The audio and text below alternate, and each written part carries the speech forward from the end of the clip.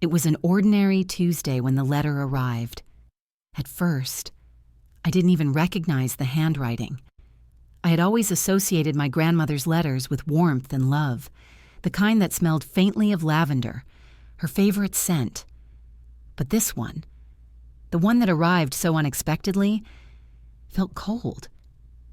I hesitated for a moment, holding the envelope in my hand, staring at it as if waiting for some kind of sign that it wasn't meant for me.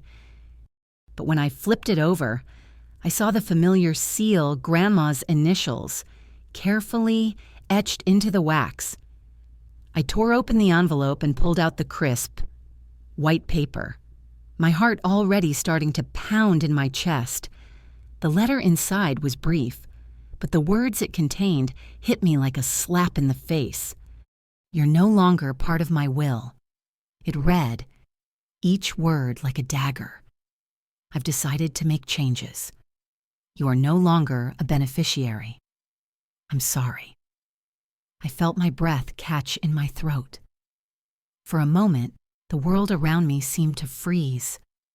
I couldn't understand what I was reading. My mind raced.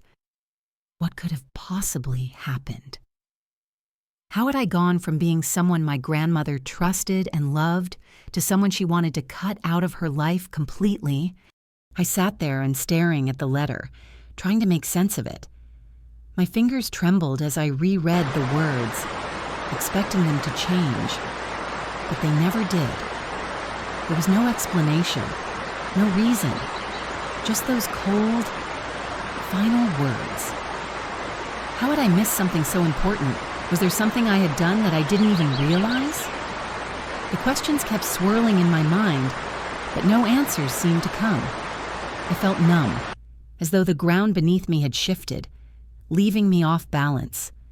This letter, this one piece of paper, had just upended everything I thought I knew about my family and about myself. As I sat there with the letter still in my hands, memories of my grandmother flooded my mind. It was hard to reconcile the woman I had known for so long with the cold words in front of me. Grandma had always been a beacon of warmth and stability in my life. I remembered how she used to spoil me with stories of her childhood, stories full of humor, resilience, and love. I could still hear her voice clearly, the gentle way she would speak as if each word was a treasure. Her laughter was contagious, a sound that could fill a room with light, even on the darkest days.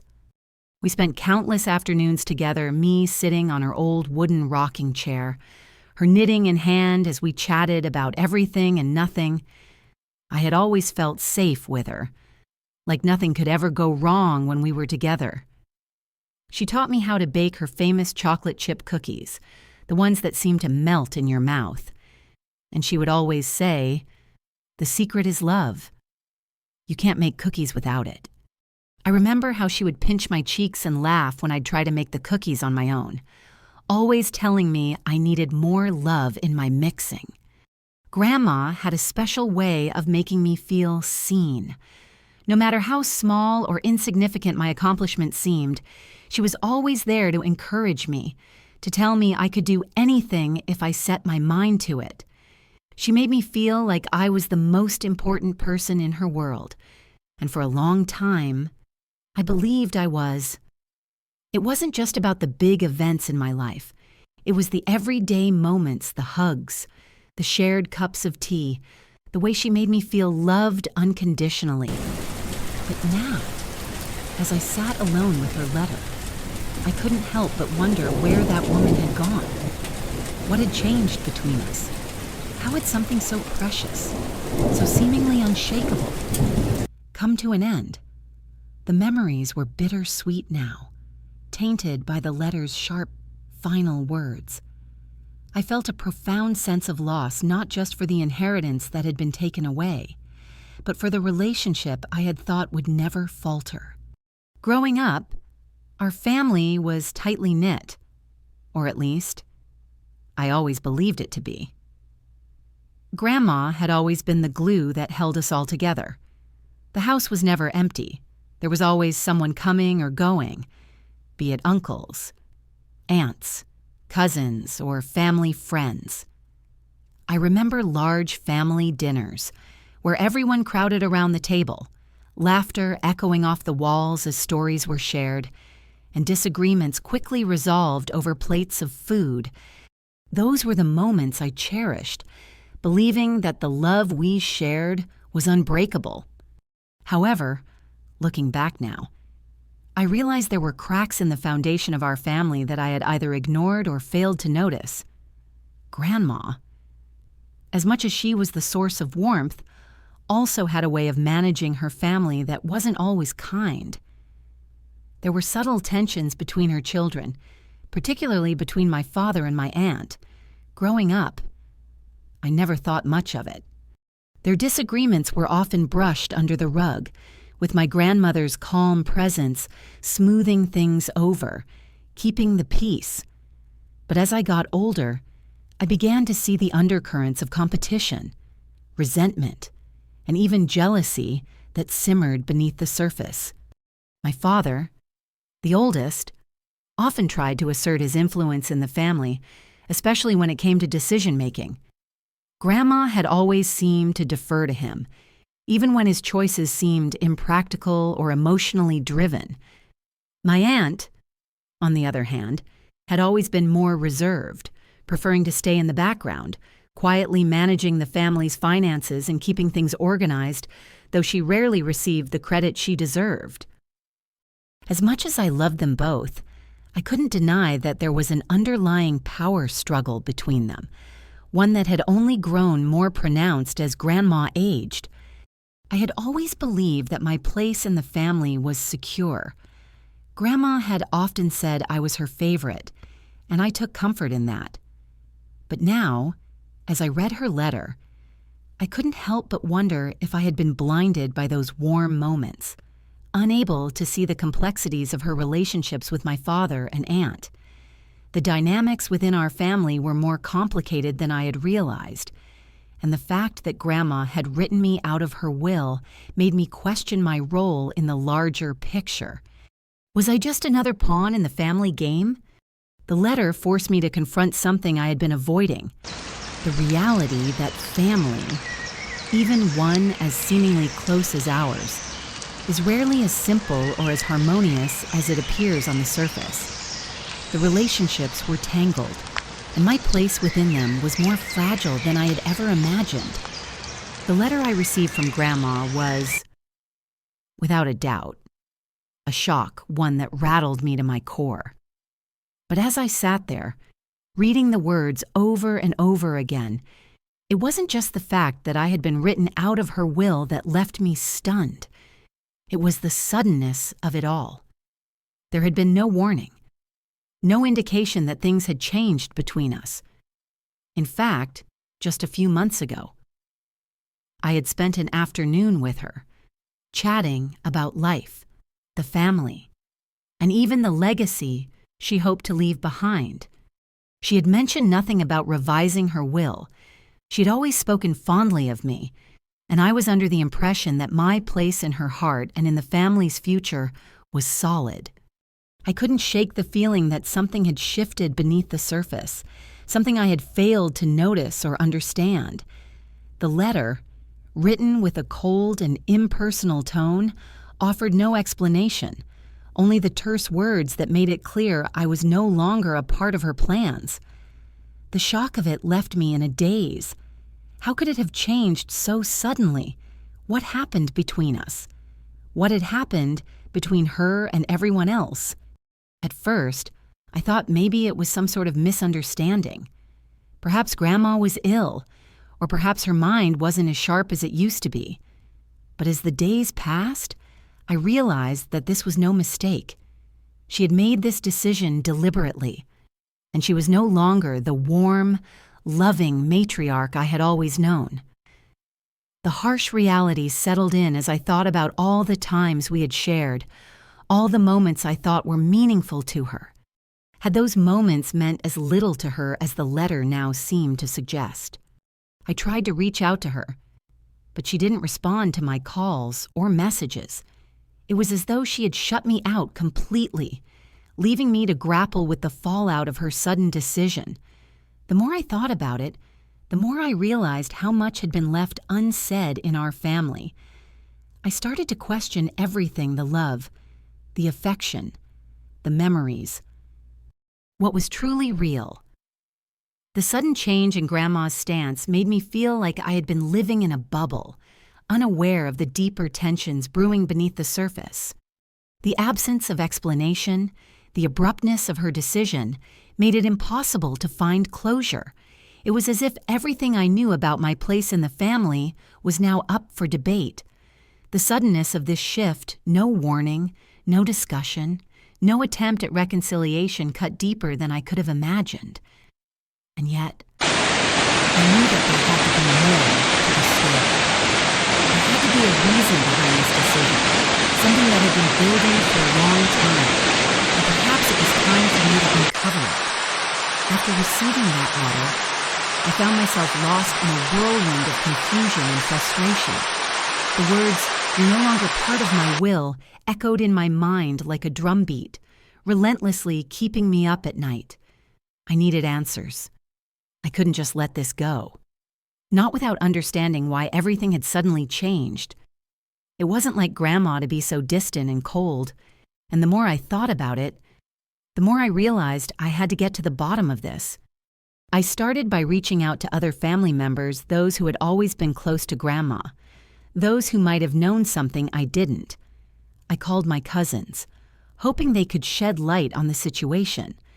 I asked if they had noticed any changes in Grandma's behavior, if they had any idea why she would write me out of her will, but everyone was just as shocked as I was. Some of them hadn't even heard about the will change, while others seemed just as hurt by the suddenness of it all. It didn't make sense.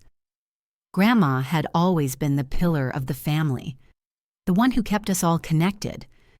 For her to just sever ties without explanation, it felt wrong. The more I reached out, the more I realized that no one really had an answer. I thought about confronting Grandma directly, but she had been silent, refusing to answer my calls or messages. It was as though she had vanished into thin air, leaving me with more questions than ever. The distance she had put between us was palpable, and I had no idea what to do next. Then, I decided to take a different approach. I knew that Grandma had always been a private person, but I had also learned a lot from her over the years. She valued family above all else, but she wasn't one to openly discuss her personal feelings or struggles.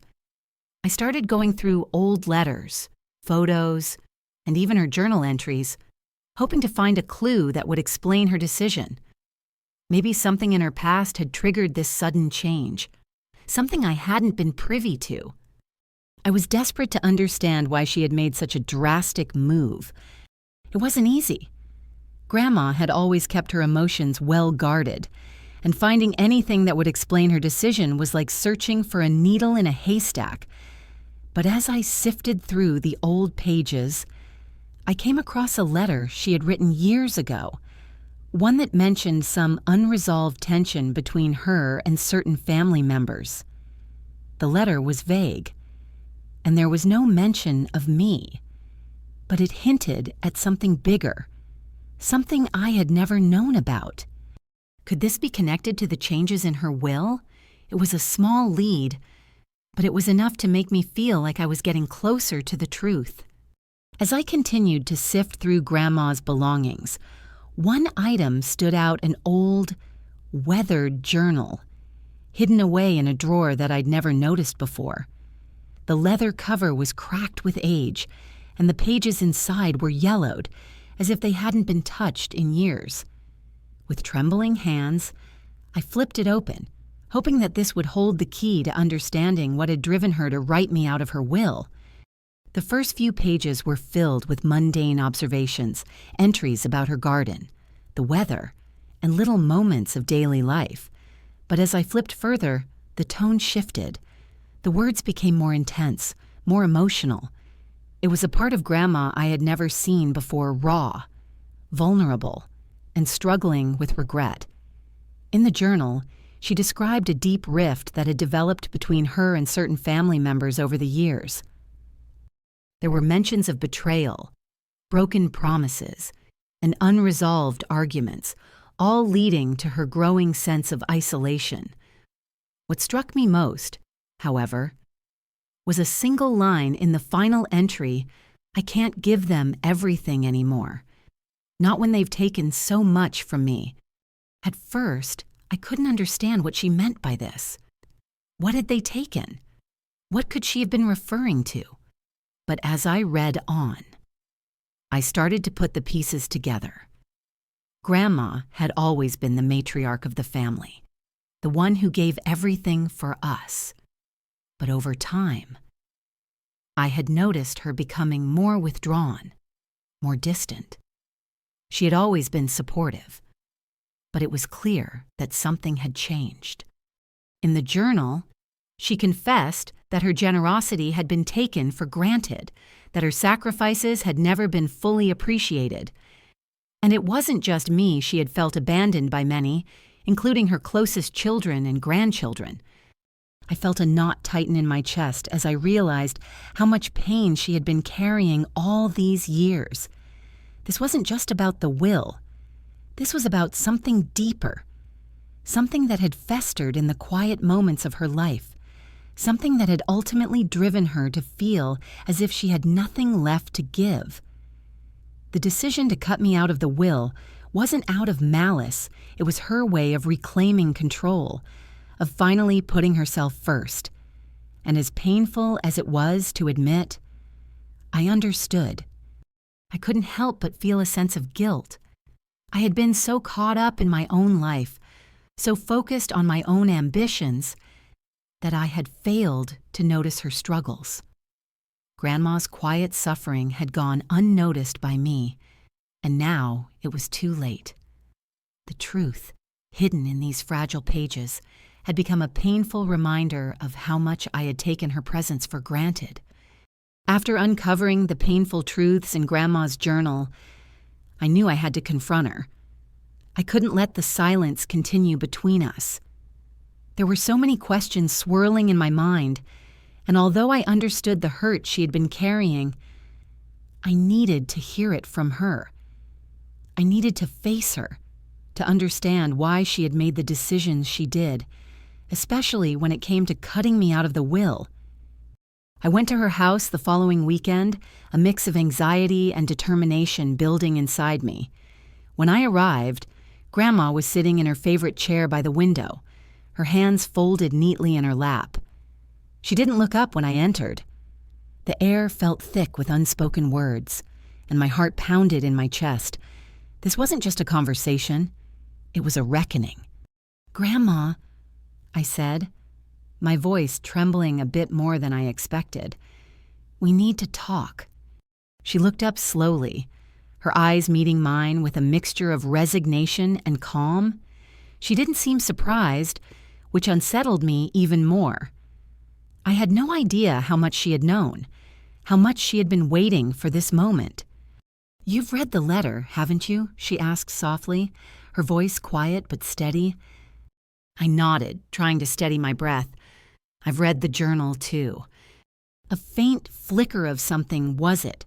Regret flashed across her face, but it was gone as quickly as it came. "Then you understand." "I understand that you've been hurt," I said, trying to keep my emotions in check. "But why shut me out? Why take away everything we've shared? You know I love you. We've always had a bond. So why do this?" Grandma let out a long sigh, and for a moment, she seemed lost in her thoughts. I didn't want to. "You know," she began, her voice softer now, but I felt like I had no choice. "Everyone took from me. My time, my love, my sacrifices, they were never enough. You've all been too caught up in your own lives to see the pain I was carrying. I needed to do something, and I needed you to feel what I've felt." My heart sank as her words hit me. "Grandma, I never knew. I never saw." She shook her head slowly, her voice tinged with a deep sadness. "You wouldn't have. You were too busy growing up, finding your own way. And I let you. I let you because that's what I thought I was supposed to do. Give. Give. Give. But in the end, I realized I wasn't just giving love. I was giving my whole self away. And I had nothing left. It was as though the weight of her words took the air out of my lungs. The woman who had always been so strong, so selfless, had finally cracked under the strain. She wasn't just angry, she was heartbroken. And in that moment, I realized how much I had taken her presence for granted. "I'm sorry," I whispered, my voice thick with emotion. "I should have seen this. I should have been there for you." Grandma reached out and gently took my hand. "It's not too late," she said quietly. "We can still rebuild what's been broken, if you're willing to try." The days following my confrontation with Grandma felt like a blur. There was a heaviness in the air, but also a subtle shift. Something had changed between us, something that both frightened and comforted me at the same time. Grandma had opened up, revealed the pain she had kept buried for years, and in doing so, she'd given me the chance to understand her, really understand her for the first time in my life. But now, it was up to me to show her that I was willing to put in the work to make things right. Over the next few weeks, I visited Grandma more often, sitting with her in the quiet of her home, talking about everything and nothing at all. There were no grand gestures, no dramatic declarations, just simple moments of connection. We talked about her childhood, the struggles she had faced, and the dreams she had for me. Slowly, I came to realize just how much she had sacrificed in her life, how much love she had given away without ever asking for anything in return. One afternoon, as we sat in the garden, Grandma looked at me with a kind of softness I hadn't seen before. "I've been hard on you," she said, her voice barely above a whisper. "And I've been hard on myself, too. I thought that pushing people away would protect me from more hurt, but it only isolated me. I've spent so many years thinking I had to do everything on my own." I took her hand gently in mine, squeezing it softly. "We all make mistakes, Grandma. I didn't see it then, but I see it now. You've never been alone. Not really. And you're not alone now." Her eyes softened as she nodded. "Maybe not, but it feels different now, doesn't it? Like we're finally seeing each other for who we really are. No more secrets. No more pretending." I nodded, a lump forming in my throat. No more pretending. From that moment on, things between us started to change. The bitterness that had once defined our relationship began to dissipate, replaced by an unspoken understanding. We didn't need to talk about the will anymore. The money and the inheritance were no longer important. What mattered was the bond we were rebuilding, slowly but surely. Grandma and I began to spend time together in new ways. I helped her with errands, took her to the doctor's appointments she dreaded, and we even started cooking together in the kitchen again, something we hadn't done in years. Each small moment was like a brick being laid in the foundation of something stronger, something more real. One evening, as we sat at the dinner table, Grandma turned to me, a small smile tugging at the corners of her lips. "You know," she said, "I'm not sure what the future holds, but I do know one thing. I'm glad you're here. I'm glad we're here together." And in that moment, I realized that the past, with all its pain and misunderstandings, had finally given way to something better. A new understanding between us, one built not on expectations or inheritance, but on the quiet, unspoken promise of family, love, and forgiveness.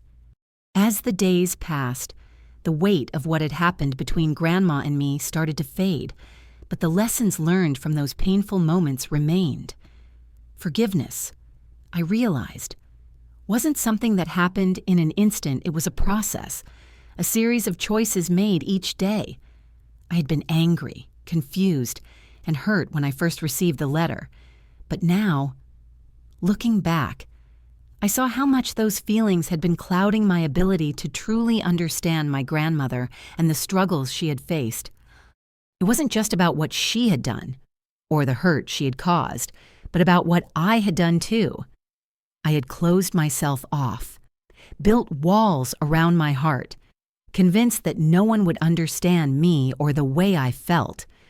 But in letting those walls down, I had finally allowed myself to see Grandma for who she was, a woman who had loved deeply, suffered greatly, and yet had always wanted what was best for me. One evening, as we sat together in the dimly lit living room, I took a deep breath. "Grandma," I said softly, my voice shaky but sincere. "I want you to know that I forgive you. I know it wasn't easy for you to do what you did, and I can't pretend to understand all the reasons, but I see now that you were just trying to protect both of us in your own way, and I'm sorry for not seeing that sooner." Her eyes softened, and she reached over to take my hand. "I never meant to hurt you, but I see now that I did, and I'm sorry too. I was scared. And sometimes, when we're scared, we make mistakes. We push people away because we don't know how to ask for help. But I've learned something in all this. It's never too late to make things right." The tears that had been building in my eyes finally fell. But this time, they weren't tears of frustration or anger. They were tears of release, of acceptance. "I think we've both learned that," I whispered. As the night went on, we sat together in silence, the kind of comfortable silence that speaks volumes. We didn't need to say anything more. We both knew what was unspoken. Forgiveness had been given, and more importantly, it had been accepted. From that moment, things between Grandma and me felt different. Not perfect, not without challenges, but stronger. We had both come to terms with our past, and with each passing day, we moved forward, side by side. We no longer needed the letter to define our relationship. What mattered now was the future we were building together, a future rooted in love, understanding, and a bond that no letter or will could ever break.